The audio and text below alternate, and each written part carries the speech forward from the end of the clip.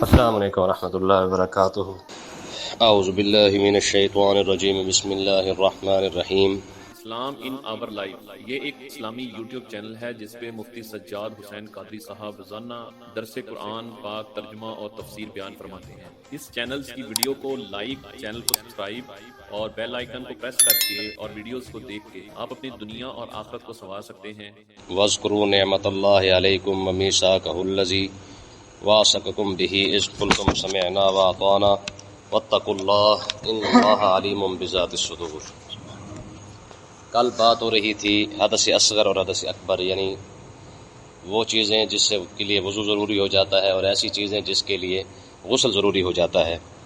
تو پیچھے کیونکہ اللہ تبارک و تعالی نے اپنی نعمت کے بارے میں فرمایا کہ میں نے تم پر تمہاری نعمت جو ہے وہ مکمل کر دی ہے، تو اسی بات کو پھر آگے بڑھایا ہے۔ فرمایا وَاذْكُرُوا نِعْمَتَ اللَّهِ عَلَيْكُمْ، فرمایا کہ اے مسلمانوں، اللہ نے جو تمہیں نعمت دی ہے اس کو یاد کرو۔ نعمت کیا ہے؟ اسلام۔ فرمایا یہ جو اتنی بڑی نعمت تمہیں اللہ تعالیٰ نے عطا فرمائی ہے، فرمایا اس نعمت کو یاد رکھو۔ وَمِيثَاقَهُ الَّذِي وَاثَقَكُم بِهِ، اور اس وعدے کو بھی یاد کرو جو اللہ تعالیٰ نے تم سے لیا ہے۔ ٹھیک ہے، اب دیکھیں یہ کتنی بڑی نعمت ہے کہ جس کو رب اپنی پسند بھی کہہ رہا ہے اور مسلمانوں کو اس پر شکر ادا کرنے کا کہہ رہا ہے۔ فرمایا تم اس نعمت کو یاد کیا کرو کہ رب نے تمہیں مسلمان بنایا ہے۔ ٹھیک ہے، دنیا کے اندر کتنے مذاہب ہیں، کتنے لوگ موجود ہیں، لیکن وہ اپنے ان مذہبوں پر جو ہے فخر کرتے پھرتے ہیں جن مذہبوں کا تعلق ہی کوئی نہیں ہے۔ اب ہندو ہے نا، آپ دیکھ لیں کہ وہ اپنے ہندو مذہب پر کتنا فخر کرتے ہیں، لیکن آخری حالت اس کی کیا ہوتی ہے؟ مرنے کے بعد جو ہے وہ اس کو دنیا کے اندر ہی آگ میں ڈال کر جو ہے اس کو جلایا جا رہا ہے۔ لیکن واحد اسلام ہے کہ مرنے کے بعد جتنی عزت اسلام دے رہا ہے دنیا کے اندر کوئی مذہب دے نہیں سکتا ہے۔ ایک بندے کو اٹھا کے قبر میں ہی ڈالنا ہے نا، وہ آپ کندھے پہ اٹھا لے، کوئی مسئلہ تو نہیں ہے۔ ٹھیک ہے، اس کو آپ ریڈی پہ لے کے چلے جائیں، موٹر سائیکل پہ بٹھا کے چلے جائیں، گاڑی پہ اٹھا کے لے جائیں، جہاں مرضی لے کے جائیں، لیکن نہیں، اسلام کا دیکھیں اسلام نے مسلمان کو عزت کتنے دی ہے۔ ٹھیک ہے، نہ تو آپ اسے کندھے پہ اٹھا کے لے جا سکتے ہیں، نہ آپ اسے گاڑی میں ڈال کے لے جا سکتے ہیں۔ حکم کیا ہے؟ حکم یہ ہے کہ جناب پہلے اسے جناب غسل دو، پھر اسے اچھے کپڑے پہناؤ، پھر جناب چار بندے مل کے جو ہے وہ اس کی چارپی اٹھاؤ۔ چارپی تو ایک بندہ بھی اٹھا سکتا ہے، کون سا مسئلہ ہے؟ بیچ میں سر دے اور اٹھا لے، ٹھیک ہے، کوئی مسئلہ تو نہیں نا۔ تگڑا بندہ ہو تو اٹھا لے گا، دو بندے بھی اٹھا سکتے ہیں، لیکن نہیں، مرنے کے بعد بھی جو عزت اسلام نے بندے کو دی ہے نا، مسلمان کو دی ہے، دنیا کے جہان کے آپ مذاہب دیکھ لیں، کسی مذہب کے اندر کسی کو اتنی عزت نہیں دی گئی ہے۔ تو اللہ تعالیٰ نے ارشاد فرمایا وَاذْكُرُوا نِعْمَتَ اللَّهِ، فرمایا یہ جو اسلام کی صورت میں تمہارے پاس جو نعمت ہے نا اللہ تعالیٰ کی، اسے بار بار یاد کیا کرو۔ اور مسلمان اس نعمت کو کتنا یاد رکھتا ہے؟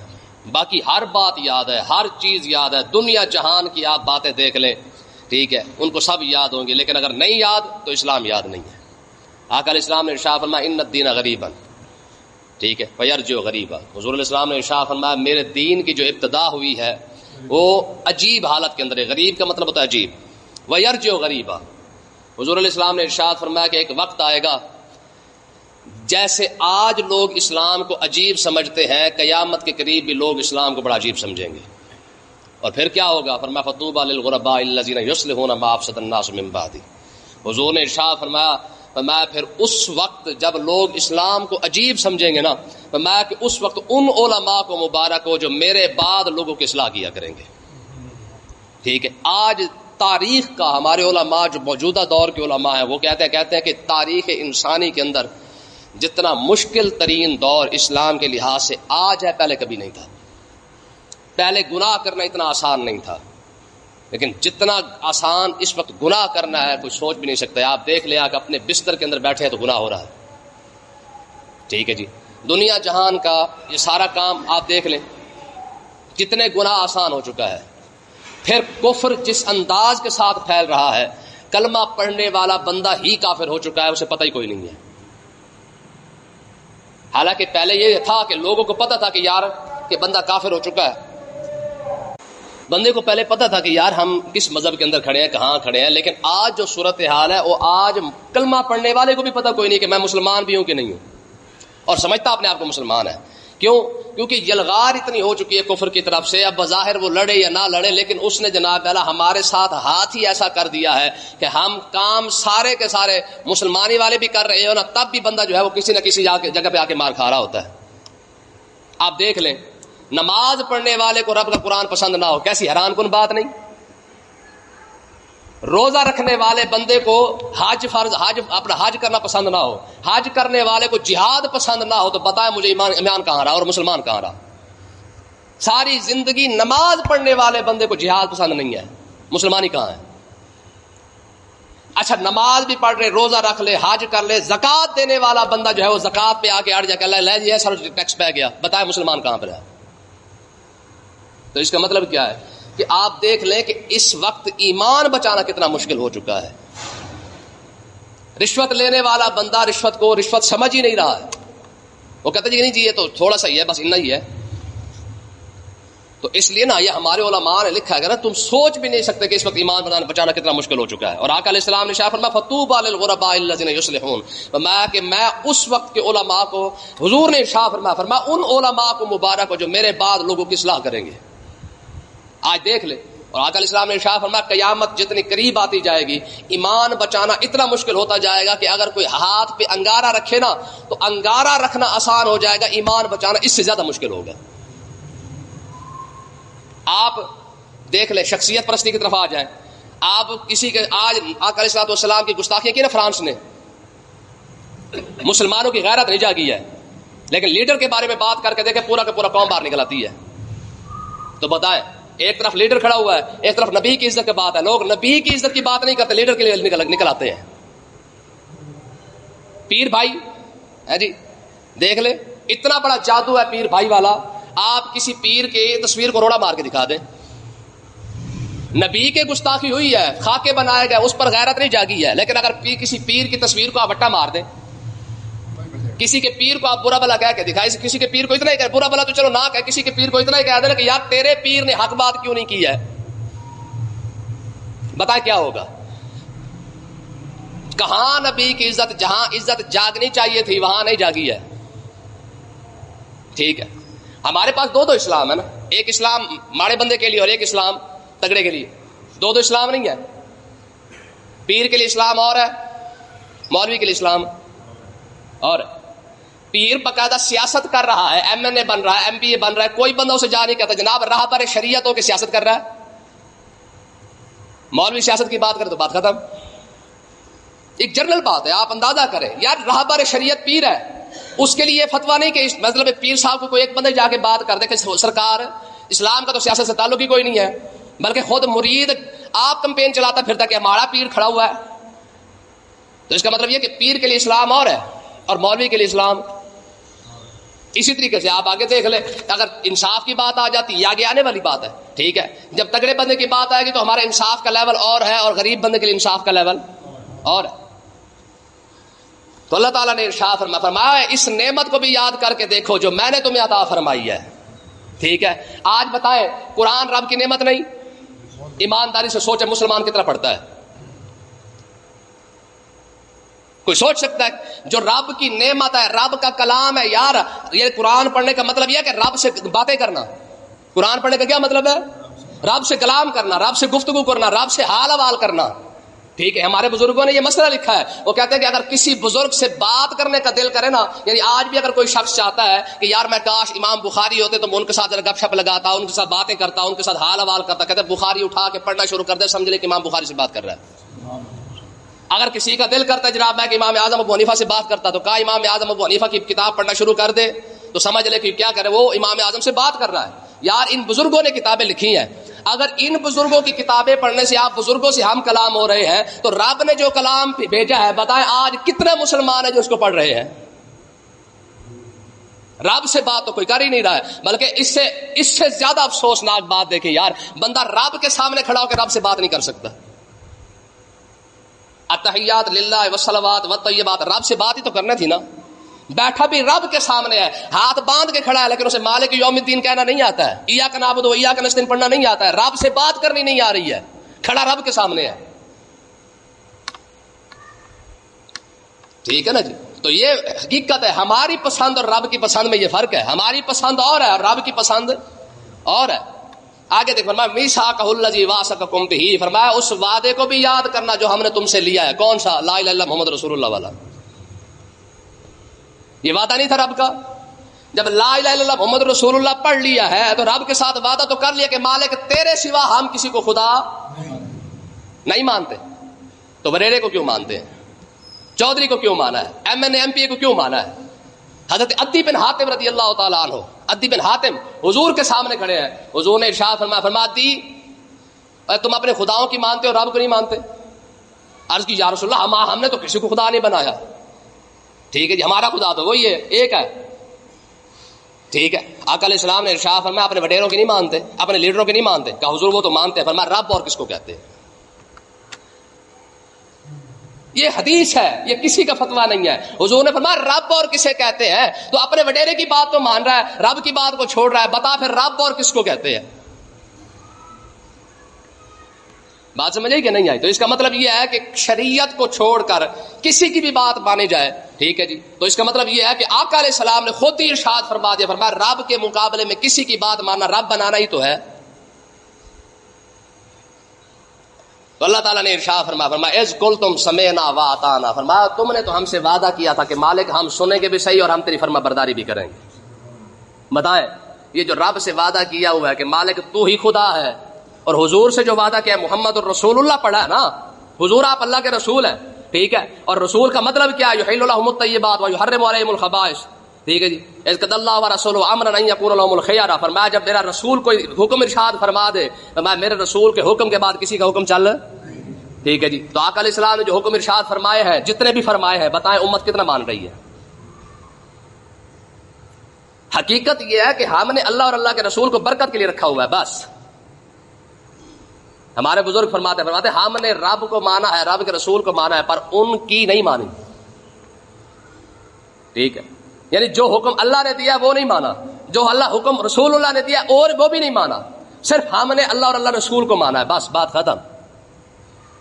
میں نے یہ کافی پرانی بات ہے، جیسے میں نے آپ کو کہا تھا کہ قرآن مجید ہے نا، یہاں پہ حکم کیا ہے؟ سود کے بارے میں حکم ہے، چوری کے بارے میں حکم ہے، زنا کے بارے میں حکم ہے، قتل کے بارے میں سارے حکم موجود ہے نا. جب ہم یہ آیتیں پڑھتے ہیں تو ہم کیا کہتے ہیں؟ ہاتھ اٹھا کے کہتے ہیں یا اللہ اس کا ثواب ہمارے مردوں کو بخش. ہے کہ نہیں؟ یعنی یہ حکم جو ہمارے لیے تھے ہم نے وہ ثواب بنا کے مردوں کے لیے رکھ دیا ہے، اپنے کے لیے. حقیقت ہے یہ تو قیامت کے دن بعد رب ہی کرم فرما دے تو فرما دے، وگرنہ حقیقت ہے اس وقت جو ہمارا حال ہے نا، رب ایک ہی بات پوچھ لے، وہ زندہ انسان ہے، میں نے تو تجھے بھیجا تھا، تجھے حکم تھا چوری نہیں کرنی ہے، تو نے وہ آیت پڑھ کے مردوں کو بخش دیا ہے. تجھے حکم تھا سود نہیں کھانا اور تو نے وہ سود والی آیت اٹھا کے مردوں کو بخش دیا ہے. تجھے دیا تھا کہ یار تو نے حرام نہیں کھانا ہے، تجھے دیا تھا شراب نہیں پینی ہے، تجھے کہا تھا کہ تو نے لوٹ مار نہیں کرنی ہے، تو نے وہ میری آیت اٹھا کے مردوں کو بخش دی. تو خود یہ قرآن ہے جس کو ہم نے صرف اور صرف اصال ثواب کے لیے رکھا ہے. حقیقت یہ سوائے اصال ثواب کے آپ بتا دیں قرآن کا کام کیا ہے؟ کوئی ایک کام بتائے جو قرآن ہم نے واقعی کسی دوسرے کام کے لیے رکھا ہو سوائے اصال ثواب کے، بتا دے مسلمان کرتا کیا ہے قرآن کا؟ ختم آ جائے گا 4 قرآن پاک، 5 قرآن پاک، 20 قرآن، اچھی بات ہے، اس میں کوئی غلط بات نہیں ہے، لیکن سوال یہ ہے جو قرآن عمل کے لیے لایا گیا تھا، ٹھیک ہے جی، اس قرآن کو ہم نے محض اصال ثواب کے لیے رکھا ہے، اس کے علاوہ ہم نے اس قرآن سے دوسرا فائدہ کون سا اٹھایا ہے؟ بکری بیمار ہو جائے سورت پڑھ لو، جی مجھ بیمار ہوگی سورت پڑھ لو، اپنے سرے درد ہو یا سورت پڑھ لے. اس کا مطلب یہ کہ صرف فائدہ ہی اٹھایا، عمل نہیں کیا ہے. مردے کو بخشا ہے یا اپنے فائدہ اٹھایا ہے، اس کے علاوہ تو ہم نے اس پر عمل کیا ہی کوئی نہیں. حالانکہ قرآن مجید کا جو حکم ہے وہ یہ ہے من لم یحکم بما انزل اللہ فاولئک هم الکافرون، جو بندہ رب کے نازل کیے ہوئے کو نہ مانے فاولئک هم الکافرون، یہ رب کا فتویٰ ہے، فرمایا وہ بندہ کافر ہے. اب بتائیں بحیثیت مسلمان جو فتویٰ نا رب کا کہ رب کے نازل کیے ہوئے کہ نہ ماننے والا بندہ کافر ہے، اس لحاظ سے دیکھا جائے ہم مسلمان ہیں. یہ تو قرآن کی آیت ہے، من لم یحکم بما انزل اللہ، جو رب کے نازل کیے ہوئے کے فیصلے کو نہ مانے. رب کا فیصلہ کیا ہے؟ کہ سود نہیں کھانا. جو کھا رہا ہے وہ مان کہاں رہا ہے؟ رب نے کہا بھی شراب نہیں پینی ہے، جو پی رہا ہے وہ مان کہاں رہا ہے؟ رب نے کہا چوری نہیں کرنی ہے، ٹھگی نہیں کرنی ہے، کچھ بھی نہیں کرنا ہے، سارا کچھ کر کے تم نے رب کو مانا کہاں ہے؟ یار موٹی سی مثال دیکھ لیں، گھر کے اندر دو بیٹے ہو نا، ایک حکم مانتا اور ایک نہ مانتا ہو، تو باپ نہیں کہہ دیتا کہ تو میرا ہے ہی نہیں، کیوں؟ حالانکہ اسی کا ہے، لیکن اس کے باوجود بھی رب باپ کہہ دیتا ہے، کہتا ہے کہ تو میرا نہیں ہے، کیوں؟ کیونکہ اس کا حکم نہیں مان رہا ہے۔ اچھا یار بیٹا باپ کا حکم نہ مانے تو باپ کہہ دیتا کہ تو میرا نہیں ہے، اگر بندہ اپنے رب کی نہ مانے اور رب بھی فرما دے کہ تو میرا بندہ ہی نہیں ہے، کیوں جی؟ انصاف والی بات ہے، سوچنے والی بات ہے۔ اگر رب بھی فرما دے کہ تو میرا بندہ ہی نہیں، ہو سکتا ہے کہ نہیں ہو سکتا؟ ٹھیک ہے جی، ضروری نہیں ہے، ہم نے خدا کی قسم صرف ایک ذہن بنایا ہے کہ قیامت کا دن آئے گا، حضور تشریف لائیں گے، حضور فرمائے گا جتنے گناہ گار ہیں ہم سب کی شفاعت فرمائیں گے، اس میں کوئی شک نہیں ہے، لیکن سوال صرف اتنا ہے اگر حضور نے شفاعت نہ کی تو پھر آقا علیہ السلام کی شفاعت کے بغیر گزارا نہیں، لیکن سوال تو ہے نا کہ اگر حضور نے شفاعت کی ہی نہ تو پھر مالک ہے نا، جس کا دل کرے گا شفاعت فرما دیں گے، جس طرف کرم فرمائیں گے کرم فرما دیں گے، لیکن ضروری تو نہیں کہ ہماری پابندی تھوڑی ہے کہ واقعی حضور نے ہمیں بخشوانا ہے، واقعی رب نے ہمیں ہی بخشنا ہے۔ ہاں بخشش کی امید تب ہوتی ہے جب بندہ عمل کے لحاظ سے پورا کر لیتا ہے کہ مالک تھوڑا تھوڑا چلو کر کے میں عمل کر رہا ہوں، اب تو کرم فرما دے، میں سارا تو تیرے اوپر، چلو تیرے جو احکامات ہیں سارے اوپر میں اگر نہیں بھی نکما بندہ ہوں، مالک نہیں ہو سکتا، چلو جتنا ہے بندہ اتنی کوشش تو کرے نا۔ ہاں کوشش کے بعد جا کے امید رکھنا یہ رب کی رحمت ہے۔ ہمارے بزرگوں نے یہ مسئلہ لکھا ہے، میں عمل کو چھوڑ کر رب کی رحمت کی امید رکھنا بے وقوفی ہے۔ بندہ نماز پڑھنے نہ آئے اور بندہ کہ رب آپ بخشے گا، صرف جمعہ پڑھنے آئے وہ بھی دو ٹکرے مارنے کے لیے، عید کی نماز کے لیے ہمیں دیکھو گھڑی کا ٹائم ہو، 8 بج کے عید کا ٹائم ہو گیا، ساری زندگی فرض تو پڑھے نہیں ہے جی، مستحبات پڑھنے چلا گیا ہے۔ بتا یار رب نہیں دیکھ رہا سارا کچھ، واہ بھائی واہ بڑا نمازی تھا، اے آیا بیٹھا سارا سال میرا گھر یاد نہیں آتے، ہو میرے 2 رکعت یاد آ گیا۔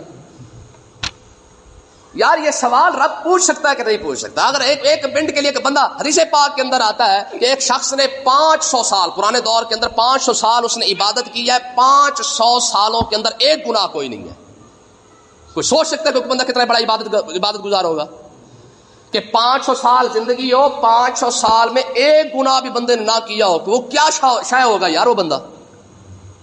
اچھا موت بھی سجدے کے اندر آئی، آؤ اگلی گل ہے، موت بھی سجدے کے اندر ہے، لیکن حدیث پاک دیکھیں ذرا، فرمایا قیامت کے دن جب وہ شخص کھڑا ہوگا نا اللہ کی بارگاہ اقدس کے اندر، تو رب اسے فرمایا میرے بندے کو میری رحمت کی وجہ سے بخش دو، اسے میں نے بخش دیا ہے۔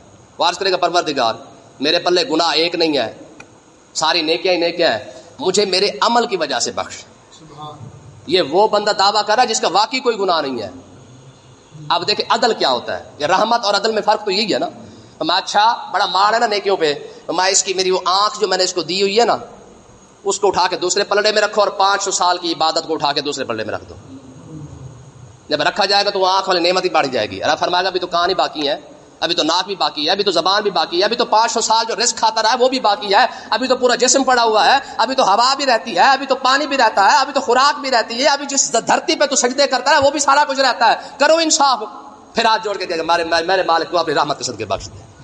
یار یہ وہ بندہ ہے جس کے پلے میں ایک نیکی گناہ کوئی نہیں ہے، اور ہمارے پلے کے اندر میرے خیال ہے اتنے نیکی کوئی نہیں ہوگی جتنے گناہ ہمارے بڑھ چکے ہیں، لیکن ہماری آکڑ چیک کریں ذرا، آپ ہی بخشے گا، ٹھیک ہے نا جی۔ اس سے بڑا کافرانہ جملہ کوئی نہیں ہے، اس سے بڑا کفر کوئی نہیں ہے کہ جو بندہ کہتا ہے رب آپ ہی بخشے گا، یہ سیدھی سیدھی رب کو تڑی لگانے والی بات۔ ان واتقوا اللہ، رب نے فرمایا یا رب سے ڈرتے رہو، وہ رب سے ڈرتے رہو۔ ان اللہ علیم بذات الصدور، کیونکہ تمہارا رب وہ ہے جو سینوں کے رازوں کو بھی جانتا ہے، ٹھیک ہے نا جی۔ ہاں سینوں کے رازوں کو بھی جانتا ہے۔ ہم جو جتنے چلاک ہیں نا، ہم جو ہوشیاریاں دکھاتے ہیں زبان کی، میں تو زبان سے جو دکھا رہا ہے، جو تیرے دل کے اندر جو کمینہ پان کھڑا ہے رب تو اسے بھی جانتا ہے۔ ہوشیاری کس کو دکھا لے گا؟ زبان کی چتر چلاکی تو بندوں کو دکھا سکتا ہے نا، رب کو کیسے دکھائے گا؟ اللہ تعالیٰ سمجھنے کی توفیق عطا فرمائے۔